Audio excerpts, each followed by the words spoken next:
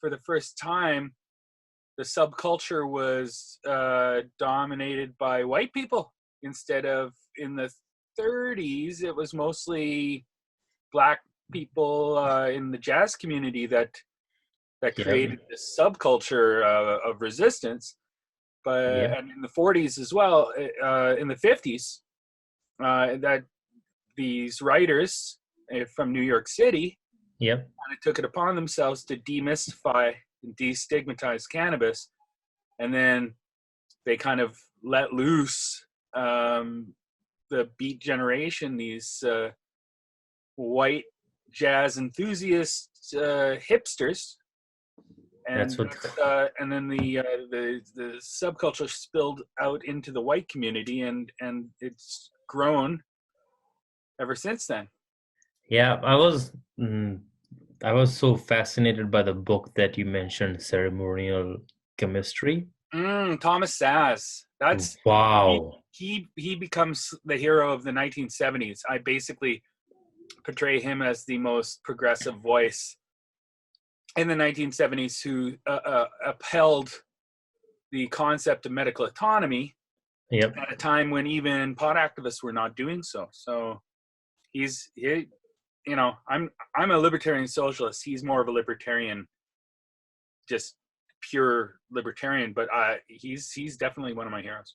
Said that before 1914, there wasn't any drug addiction that America has. It's just in mid 19s that they developed the drug addiction big problem. Well, addiction didn't become a problem until prohibition. Yep. Before drug prohibition, say before 1908, when the first national drug prohibition in North America occurred, which was the Anti-Opium Act in Canada. Yep.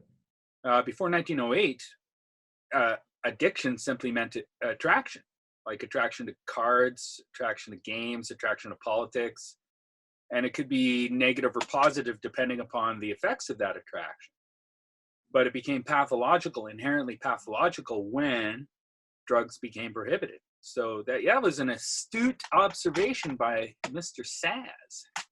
Yeah, it's the more I'm getting into it, the more I'm just getting amazed by it.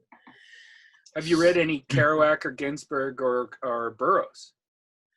I went to Wikipedia. I got just Wikipedia knowledge, and I haven't like read the way that I'm reading the book of the ceremonial chemistry, right? So I can't say that I read them. I just glanced at them.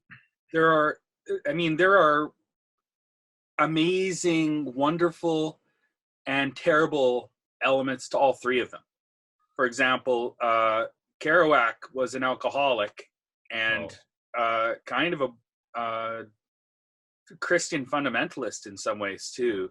Mm-hmm. But On the Road was a one of the greatest libertine works of fiction in world history.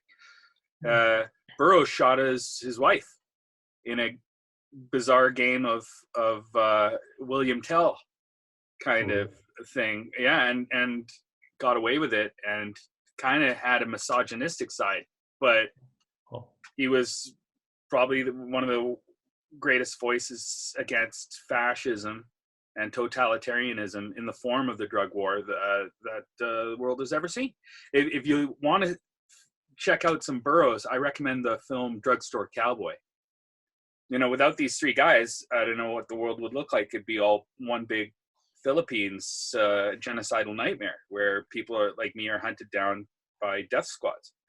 On the other hand, you don't want to just adopt everything they ever said as gospel and paint them as wonderful guys, because they all had a dark side.